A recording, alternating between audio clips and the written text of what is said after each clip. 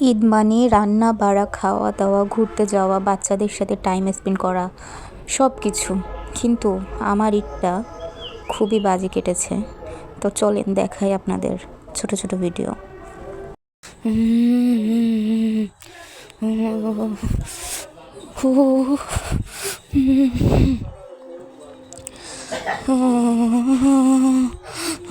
আপনারা দেখে কিছু বুঝতে পারছেন? মানে পুরো 103.8 ডিগ্রি জ্বর উঠে গিয়েছিল।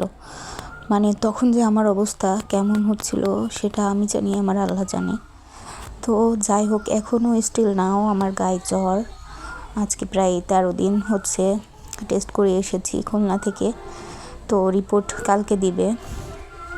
আপনারা সবাই একটু দোয়া করিয়েন। কেন বারবার এরকম আমার কাঁপুনি দিয়ে জ্বর আসছে আমি জানি না। মানে সব সময় এরকম আধা ঘন্টা কি 2 ঘন্টা পর 3 ঘন্টা পর এরকম কাঁপুনি দিয়ে জ্বর আসছে। আর আমার নানি আমাকে এভাবে হাত পায়ে সরিষার তেল ম্যাসেজ করে দিচ্ছিল।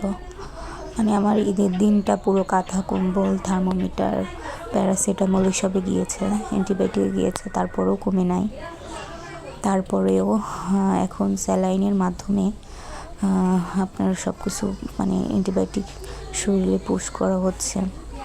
আপনারা একটু কাইন্ডলি দোয়া করিয়েন আমার জন্য, আমি যেন খুব দ্রুত আপনাদের মধ্যে সুস্থ হয়ে ফিরে আসতে পারি। আর আমার বাচ্চাদের তো দেখতেই পাচ্ছেন, ওদেরও আমি টেক কেয়ার করতে পারছি না ভালোভাবে। ওরা হচ্ছে মানে কি বলবো, ওরাও ওদের মতো দেখেন। আমার ছোট বাবুটা তো ঈদের দিন কি বলে এই যে ও অসুস্থ হয়ে পড়ছিল। ও এত ক্লান্ত ছিল, ওরও বাথরুম হচ্ছিল, বমি হচ্ছিল, কারণ খেতে পাচ্ছে না। আমার কাছে সারা ভাত খায় না সে, কিন্তু আমি যেহেতু খাওয়াতে পারতেছিলাম না, পরে হচ্ছে আমার আম্মু খাওয়ানোর চেষ্টা করতেছিল বাথরুমের কারণে। ওর হচ্ছে শরীরটা অনেক দুর্বল হয়ে গেছে, ঘুমিয়ে ঘুমিয়ে খাচ্ছে, দেখতে পাচ্ছেন। মানে আসলে আপনাদের সাথে সব কিছুই শেয়ার করব, আপনারা আস্তে আস্তে দেখতেই পাবেন সব কিছু। এই যে তারপরে আমাকে একটু খাওয়া দাওয়া করার পরে এই যে মালটা কেটে দিয়েছিল, আমার বাবুরা আমার সাথে খাচ্ছিল। এটা ঈদের দিনের ঘটনা। তারপর আমি যখন একটু সুস্থ ফিল করছি, জ্বরটা একটু ছেড়ে দিচ্ছে, আমি উঠে যেয়ে দেখছি আমার নানু মানে আমার নানি আর কি গোশ রান্না করছে, গরুর মাংস। তো আর হচ্ছে এখানে রান্না করছিল হচ্ছে মানে ঈদের দিনের মাংসটা আমার ভীষণ পছন্দ। বেসিক্যালি ঈদের না, গরুর মাংস আমার ভীষণ পছন্দ, কিন্তু কিছুই খেতে পারিনি কারণ আমার এত পরিমাণ জ্বর ছিল। তো আমার মুখে সব কিছু তিতা তিতা লাগতেছিল। এটা ছিল হচ্ছে খাসির কলিজা ভুনা। তো আর মাছ ভুনার জন্য আপনার করা হচ্ছিল, ভাজি করা হচ্ছিল। রোস্টের জন্য এখানে মুরগি আনা হয়েছিল।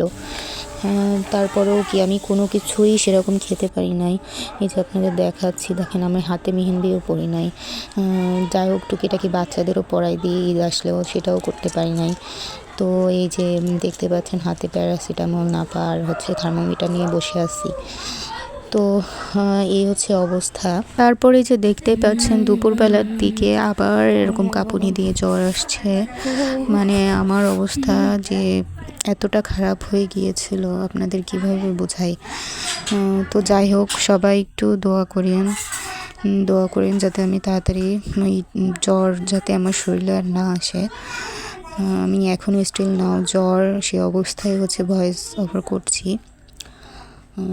তো যাই হোক, এইভাবেই আমার ঈদটা কেটেছে। আর সন্ধ্যার সময় তো ডাক্তার বলেছিল প্রচুর লিকুইড খেতে। তো সন্ধ্যার সময় হচ্ছে আম্মু স্যুপ রান্না করে দিয়েছিল, সেই স্যুপটাই হচ্ছে খাচ্ছিলাম আর কি। মুখে কিছুই ভালো লাগে না, মাংস এত পছন্দ করি, সব কিছুই তিতা তিতা লাগে। স্যুপটার জন্য মুখে একটু ভালো লাগছিল, তো সেটা রান্না করে দিয়েছে, সেটাই খাচ্ছিলাম। তো এইভাবে আমার ঈদটা গিয়েছে। আপনারা ঈদের দিন কেমন মজা করেছেন অবশ্যই কমেন্ট করে জানাবেন। আল্লাহ হাফেজ এভরিওয়ান, সবাই সুস্থ থাকুন, ভালো থাকুন।